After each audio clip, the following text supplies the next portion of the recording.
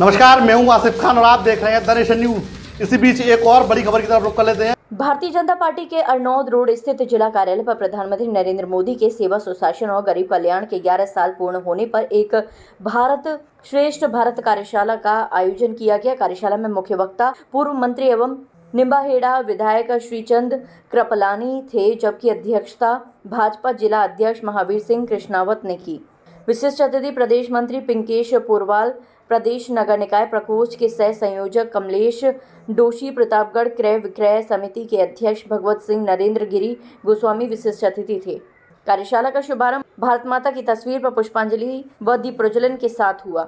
जिला प्रवक्ता गोपाल भाई दादाबाई ने बताया कि कार्यशाला की शुरुआत में पार्टी पदाधिकारियों ने पूर्व मंत्री एवं निम्बाहेड़ा विधायक श्रीचंद कृपलानी का पार्टी का उपरना उड़ाकर स्वागत उद्बोधन भाजपा जिला अध्यक्ष महावीर सिंह कृष्णावत ने दिया।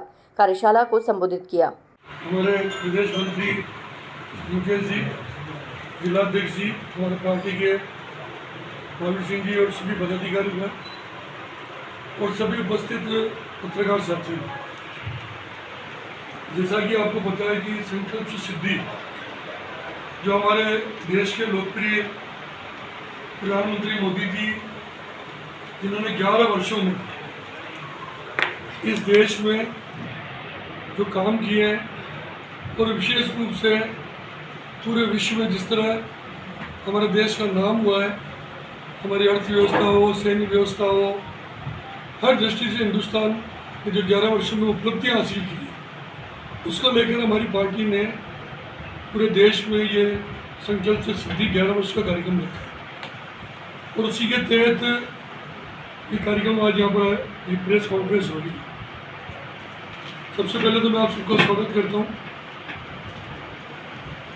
जैसा कि आपको पता है कि आज के 11 साल पहले 2014 में जब लोकसभा के चुनाव हुए थे, उस समय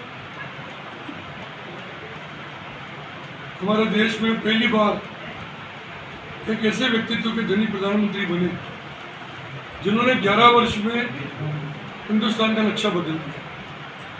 हिंदुस्तान के कई बड़े बड़े मुद्दे थे, हिंदुस्तान की बहुत बड़ी समस्याएं थी और हमारे देश की जो लोकप्रियता पूरे विश्व में गिरती जा रही थी, उसको किस तरह वापस उन्होंने ऊपर उठाया, किस तरह देश की अर्थव्यवस्था को गरीब की, किसान की, पिछड़े वर्ग की, युवा की, महिलाओं की समस्याओं का समाधान किया, वो सब आपके सामने है।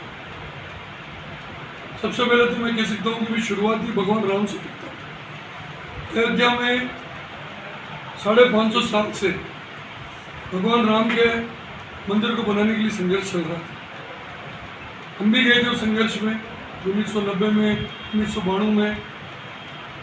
उस 550 साल के संघर्ष को माननीय सुप्रीम कोर्ट तथा हमारे प्रधानमंत्री मोदी जी के प्रयासों से हमको सफलता मिली तो भगवान राम का मंदिर, रामलला आज अयोध्या में विराज किया।